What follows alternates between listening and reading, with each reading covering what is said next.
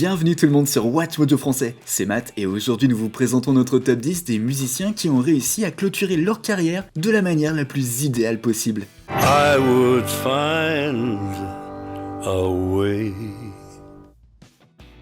Numéro 10, The White Stripes.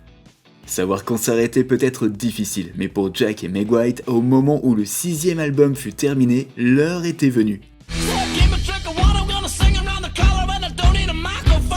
Le duo a publié un communiqué en 2011 annonçant leur séparation.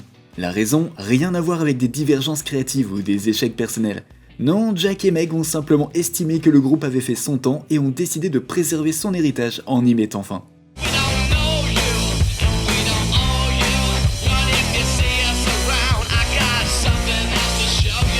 Jack a continué sa carrière en solo et avec divers projets. Meg, elle, semblait se contenter de rester discrète. Se réuniront-ils un jour? On ne doit jamais dire jamais, mais d'après ce qu'on entend, ce groupe semble penser qu'il n'y a plus rien à prouver.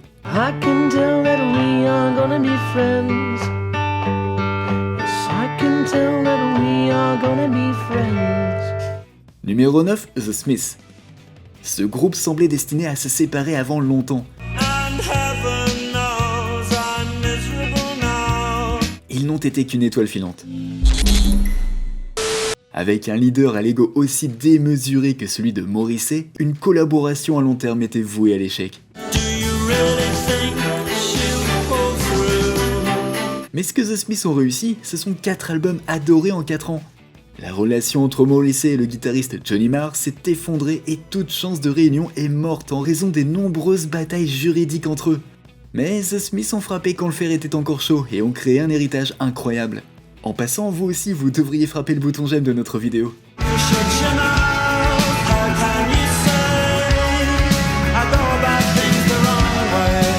Numéro 8, The Police. The Police a fait irruption sur la scène à la fin des années 70 avec un son unique, une forme percutante de new wave infusée de reggae que les fans ont aimé dès le début.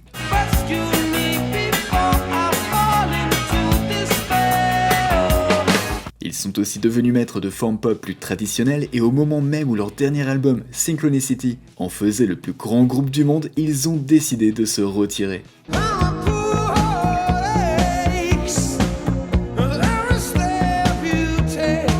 Sting voulait prendre une direction différente et les dernières sessions en studio tenues par le groupe ne fonctionnaient pas. En 1986, ils ont décidé d'arrêter alors qu'ils étaient au sommet. Ils se sont depuis réunis à quelques reprises pour des concerts uniques ou des tournées, mais ne vous attendez clairement pas à un 6e album.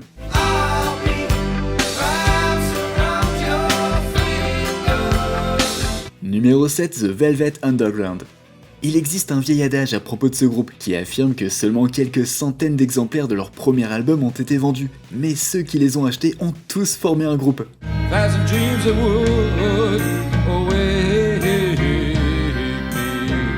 Ça met en perspective l'influence de ces légendaires New-Yorkais. À la fin des années 60, Lou Reed et sa bande ont sorti 4 albums classiques. Puis, après avoir été frustré par le manque de succès commercial, le projet a été abandonné. Non, je ne compte pas l'album Squeeze de Doggel comme canon.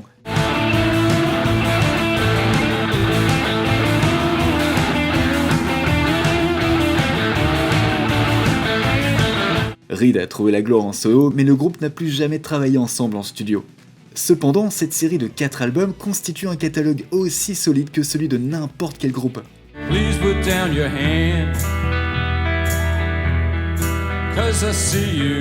Numéro 6, Bill Withers. Bill Withers n'a pas seulement eu une grande carrière musicale, il a écrit des chansons qui ont établi les normes au sein de leur genre.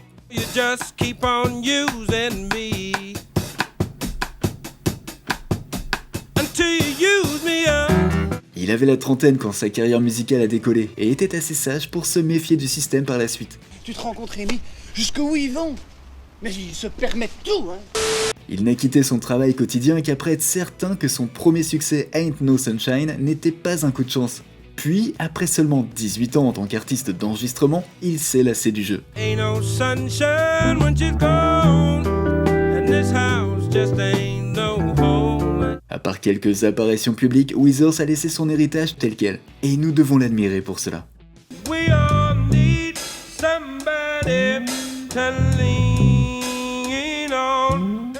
Numéro 5, David Bowie. La mort a toujours été une part majeure de la création artistique, mais peu d'artistes ont la chance ou les moyens de transformer leur propre mort en art, comme David Bowie. I can't answer why. Just go with me. Longtemps après s'être retiré de la scène publique, Bowie a sorti Black Star, une épopée jazzy que les critiques ont qualifié d'incroyable retour à sa meilleure forme, même si les paroles de la chanson-titre et Lazarus ont d'abord dérouté les auditeurs. Look up here, I'm in heaven. Mais 2 jours après la sortie de l'album, tout est devenu douloureusement évident. Bowie a mis son cœur et son âme dans ce dernier projet puis est décédé juste au moment de sa sortie mondiale. Impossible de ne pas admirer son dévouement jusqu'à la toute fin. I can't give everything. Numéro 4, Johnny Cash. Lorsque les années 80 sont passées, Johnny Cash, bien que respecté, n'était pas censé réussir le type de retour en carrière qu'il a fait. You load 16 tons, and what do you get? Another day older and deeper in debt.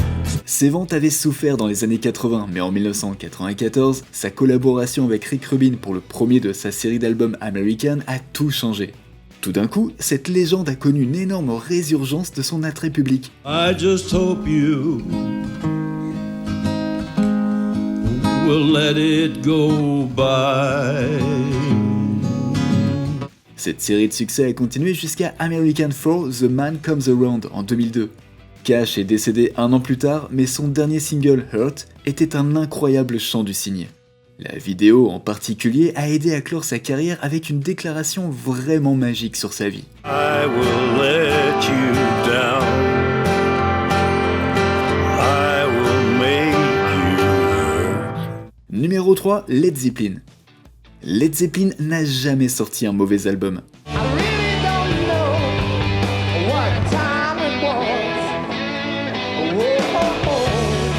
Certains sont meilleurs que d'autres, mais leur discographie était solide jusqu'à la mort de leur batteur John Bonham en 1980. Sans la force motrice du groupe derrière eux, ils n'avaient aucun intérêt à continuer. J'en peux plus. Je suis fatigué. Mis à part quelques réunions et quelques collaborations entre le chanteur Robert Plant et le guitariste Jimmy Page, le train de Led Zeppelin s'est officiellement arrêté dès que Bonham en est descendu.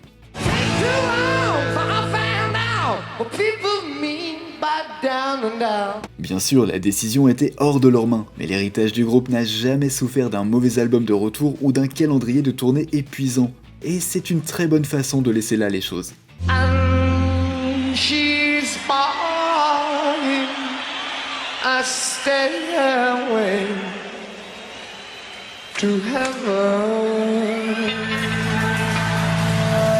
Numéro 2, Ozzy Osbourne. Il n'y a pas eu de déferlement d'amour et d'adoration plus universel pour une rockstar ces derniers temps que celui dont a bénéficié Ozzy Osbourne après son concert de retraite en 2025.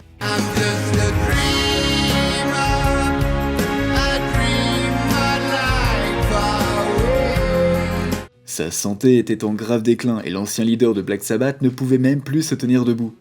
Mais toute cette journée à Villa Park fut une célébration de la vie et de la musique de ce pionnier du heavy metal.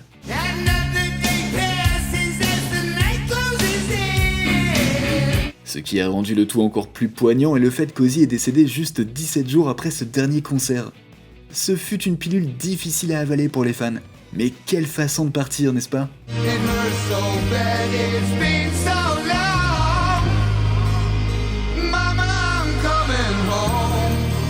Soyez rassurés, WatchMojo français n'est pas prêt de cesser ses opérations, alors abonnez-vous et cliquez sur la cloche pour activer les notifications et ne rien manquer. Un petit j'aime et un commentaire sont également bien appréciés. Numéro 1, The Beatles. Les Beatles ont écrit le livre sur la façon de terminer des choses au moment parfait.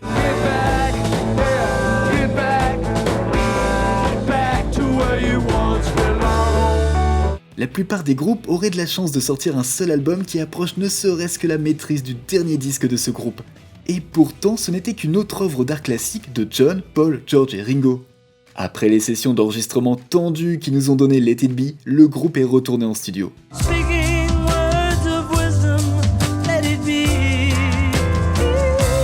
L'album qui en a résulté, Abbey Road, est peut-être le meilleur des Beatles, mais ça n'a pas poussé le groupe à essayer de le reproduire. Et non, ils ont décidé que trop, c'était trop, et sont partis chacun de leur côté sans jamais se réunir une dernière fois. Quels autres artistes, selon vous, ont réussi à bien terminer les choses pour figurer sur notre liste? Dites-le nous dans les commentaires. Quelques extraits de films français se sont glissés dans notre production, pouvez-vous les identifier? Et si vous avez apprécié cette vidéo, n'hésitez surtout pas à en regarder une autre. En attendant, moi je vous dis merci et à très bientôt.